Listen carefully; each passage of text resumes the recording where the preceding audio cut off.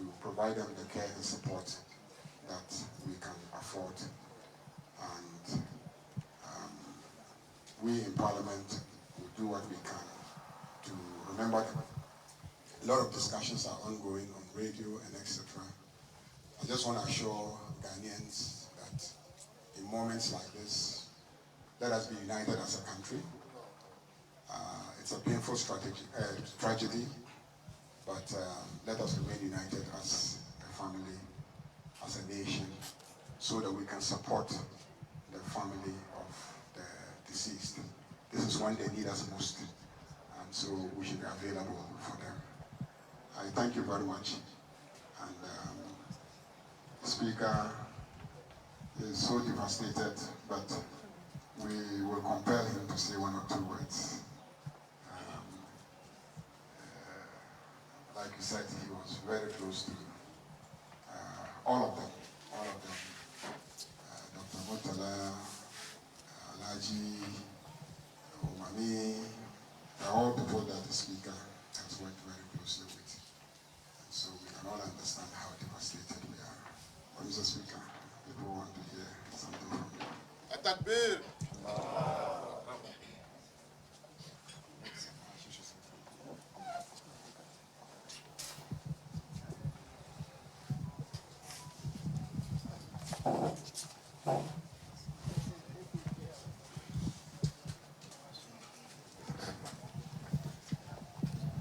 Right Honourable Speaker, the majority leader in Parliament, the leaders in Parliament, the Clerk of Parliament, honourable colleagues, on behalf of the Minority Caucus, once again, we want to extend condolences to this family. We have already paid a visit, but after the remains has been properly preserved, it is only right that we come and commiserate with you again. And I don't think I'm going to be extensive in whatever I want to say, because we've already shared, and many of you were here when we came along. So I'm giving the opportunity to the Right Honourable Speaker to, we indicated earlier that he was not available. And once we found the truth, he's here to also give us words. Thank you very much. Thank you so much. Colonel Sandra, we thank you so much for the introduction. And I want to remind all of us of the gift that the Almighty Allah gave to us. Our focus, as well, should be thank God for what has happened. We say in all things, give thanks to God. God knows better. God knows why this happened. This morning, I'm sure you are aware we were to be here earlier than we came. That again was another intervention by God. So even though we compelled the conference to start very early at 9, it started after 10. And so man will always propose, but God will dispose. None of us knew when we would come into the world, and none of us knew when we would leave the world. And so we thank God because He gave us very good people, and they have served well.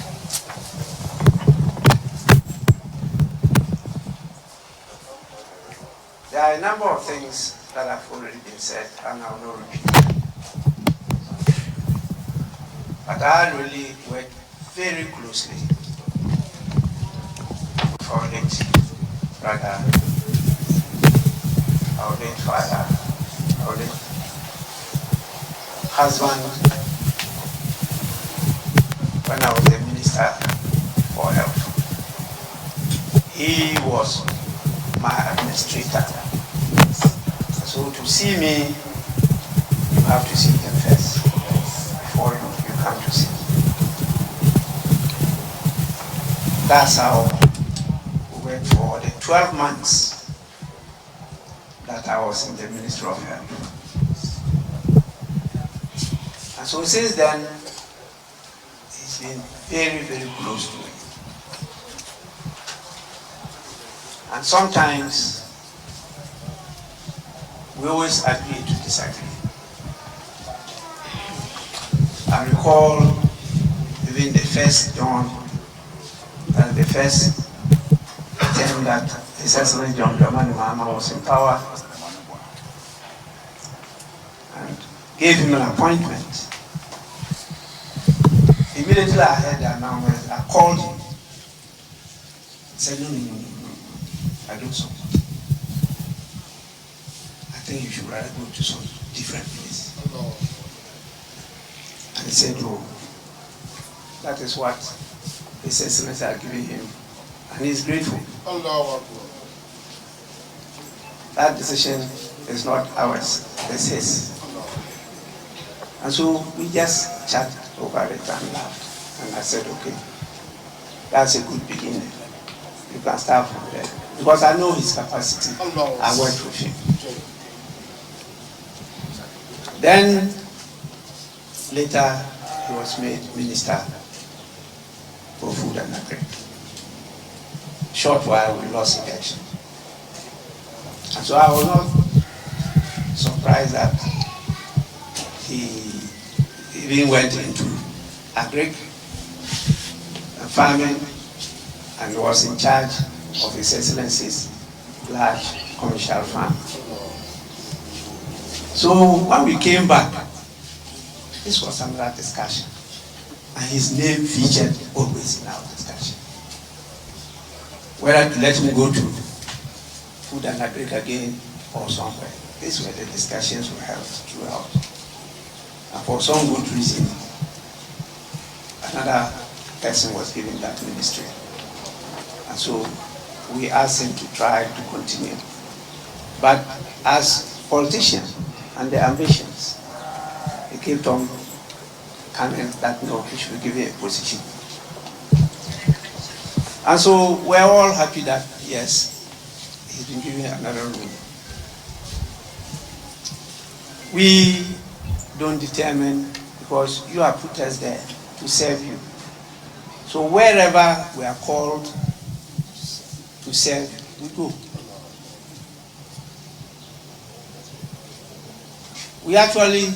I was in Geneva, and I attended the World Speakers Conference. And luckily, because of the goodness of Ghanaians, I've been in Parliament for long. And so wherever I go now, in the political arena, I'm seen as a senior. So the speakers usually defer to me, because many of them, maybe 2 years, 3 years, they are speakers. Now I'm in my 5th year. Many of them, 4 years in Parliament, 8 years in Parliament. They're just not up to my 33. And so when I talk, they listen. And we had a very good conversation. And from there we went to the National Conference for State Legislators. We've been there since 2001, 2002 as observers. But with this, I've managed to transit Parliament of Ghana. And we are now in Africa, the only international affiliate member of that conference in the US. So, Ghana is held very, very high. Very, very high in the Committee of Parliaments in the world. The only other international member is Quebec. No other country has qualified to join all the parliaments of America. Every year they have a conference. That's where we go, and that's where we were, and that's where they mention we were. So we are in the International Council. We contribute to global parliamentary development in the world. And so when this happened, and as he said, when he was presented, he had to mention that this was what happened. We broke down. I couldn't present my papers. That was the end of my conference. But I had to be present in the events. And that is why I gave the opportunity for him to rush first to come. And I had to call to also get permission to leave and to rearrange my flights to come earlier than scheduled. And so when I landed on Saturday, I rushed to His Excellency because I saw him weep like a baby. So I had to go calm him down. I said, we are looking at you as a leader of the country. So we had a good lesson and we moved to the State House on Saturday that I arrived and participated in everything. And then yesterday, Sunday, we were there together. By being a chief, a traditional chief, you know, we cannot go to the cemetery. We can't see corpse. We can't see the remains of dead people. That's why I was not finally at the cemetery, but you saw me at the State House because I'm now the chief. You know, that one, the development chiefs are 4, but the main chief is 1. And that one is where the custom caught me. After the development chiefs are gone. But being in charge of a stool and land, that one I'm caught. And that's why you didn't see me there. And so we are here to reiterate what you've heard. We are really all heartbroken. This was a shock, not only to us in Ghana, to the world. This don't usually happen. But one thing that it has taught all of us is the interconnectedness of human beings. Their departure has affected all of us.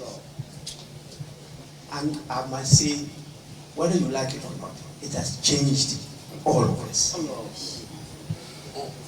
And that is why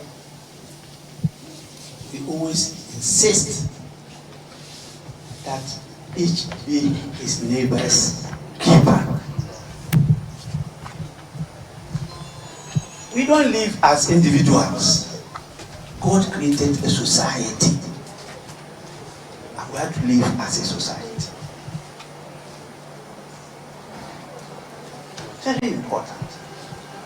You all will have heard what happened. When the investigations come, we'll get to know what truly happened. But people should not be saying what they are saying. Because all the words of wisdom that God taught us says words that come out from our mouth. They are so powerful. They make and make everything in the world. The world itself was created by word. But Ghanaians, I can understand. We are spiritual people. We are very religious people. But I think we just read them like school. We really don't understand what we read. Because it could have been any of us.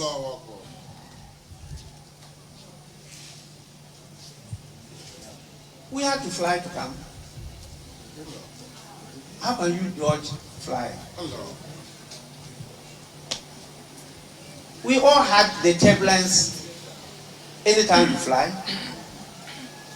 It can't stop you from flying. This is how the world is moving forward. Now even people fly to space on tourism. And so how would you know flying will bring such a tragedy to a whole nation? And instead of people learning from these lessons, they are out there playing the invincibility. It doesn't help any person.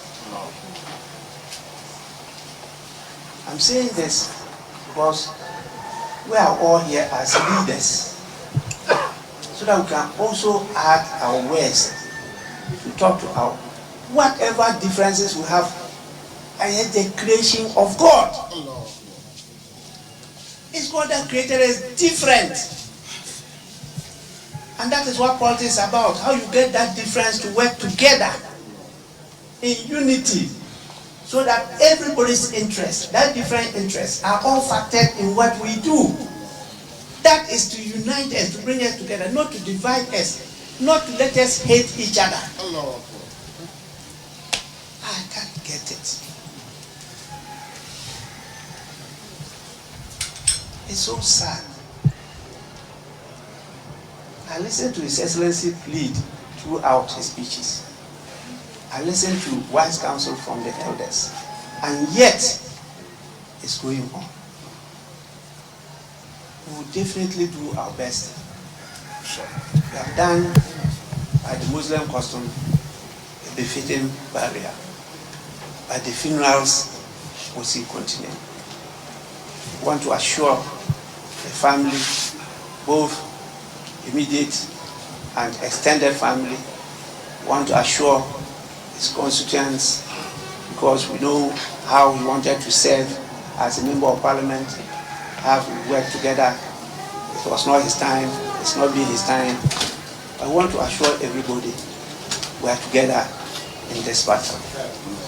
We do as expected of us in parliament, and be assured, well, with you, our hearts are also broken, do all we can to make the legacy that they have left so historic that it will continue to be a lesson. Well, that's what God does. He has to give us lessons so that we can do better.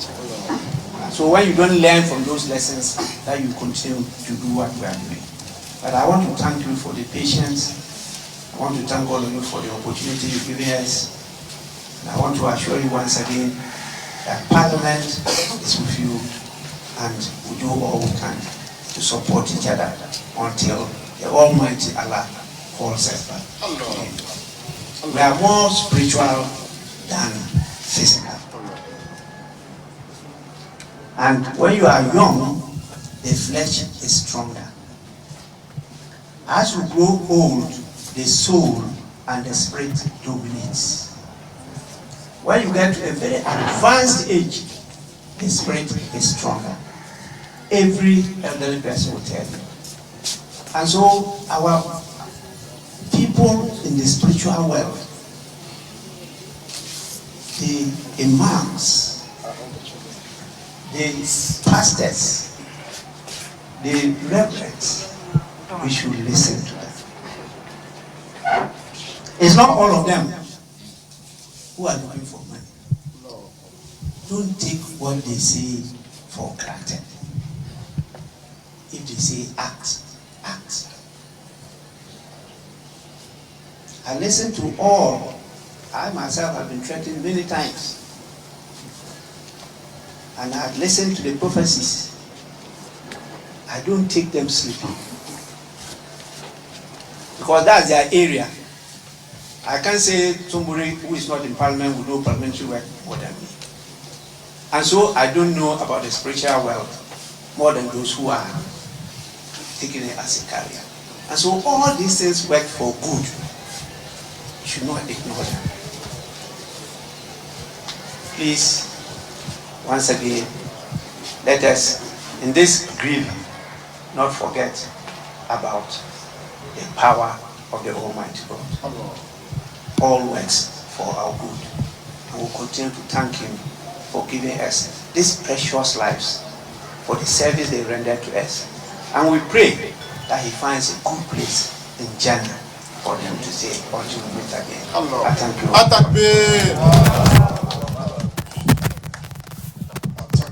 Allahu Akbar. Allahu Akbar. Come next Friday.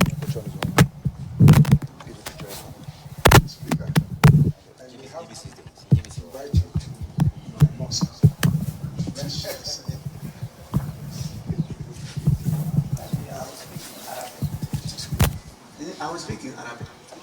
Mashallah, mashallah. Sabahir.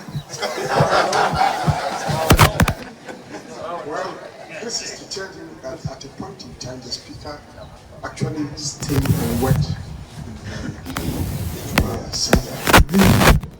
for some number of years. So his Arabic is still very good. Maybe we'll test him. We have a book of condolence. Before you sign it, I just will quickly introduce some members of the family he left behind. Let me start with the fathers. Abdullah, are you here? Abdullah is one of the brothers in the States. I think behind him is a sister. Sister-in-law. Sadia. And then, where is Fauzia, sister-in-law. Then where is Omar? Umar is upstairs. Then Kasha. Then Hawa. Okay. For now, that is what it is. So we are currently at the residence of Alhaji It's a son. Limona, late Alhaji Limona, The first one is out there. who was the acting deputy coordinator of the national security and part of the 8 fallen heroes.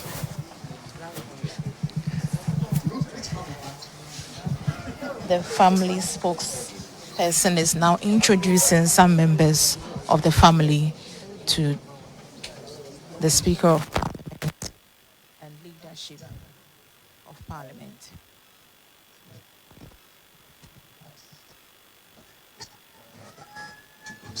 Sign comments. After that, we may the speaker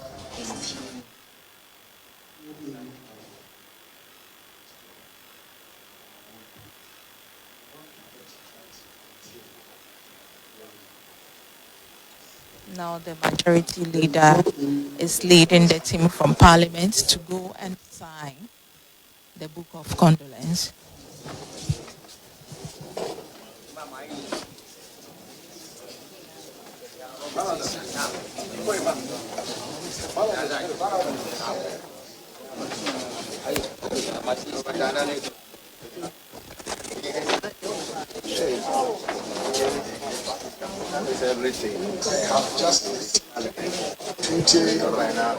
The Speaker of Parliament has also joined them in signing the book of condolence.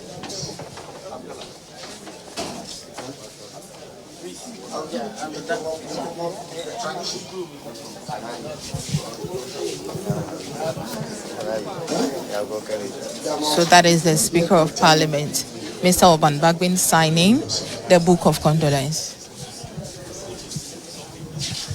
don't ask me when it's a series of pastor.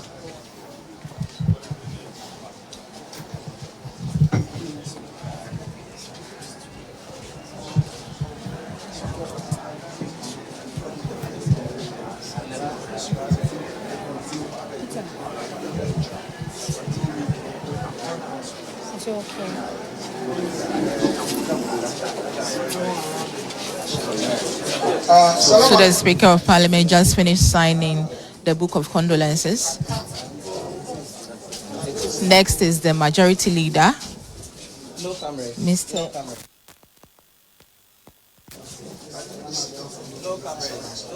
No media inside, please. It is said that you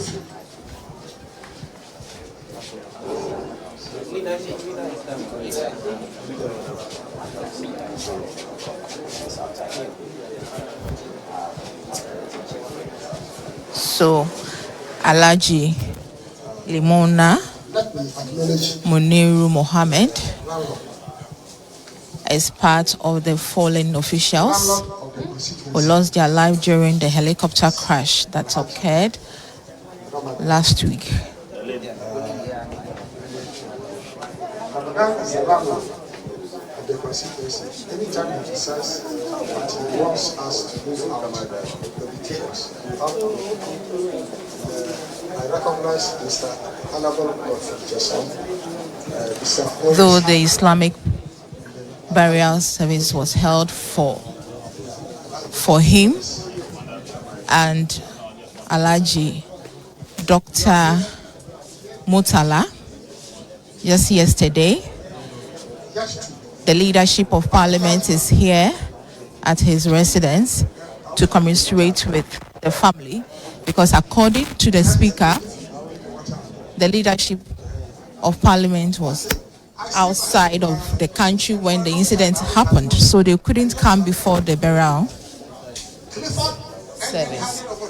So today, after the funeral, they are here to commiserate with the family.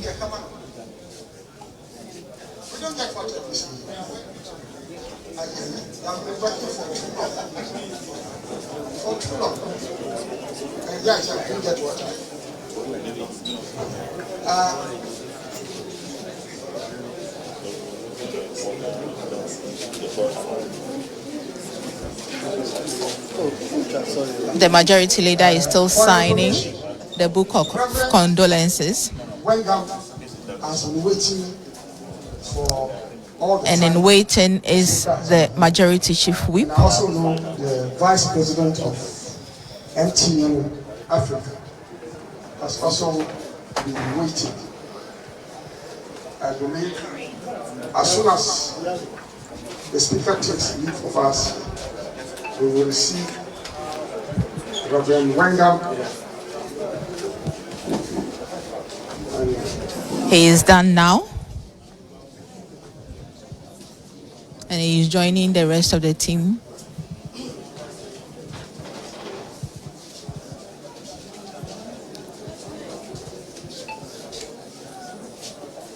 We are still at the residence of Alhaji Limuna, where the family and loved ones are gathered.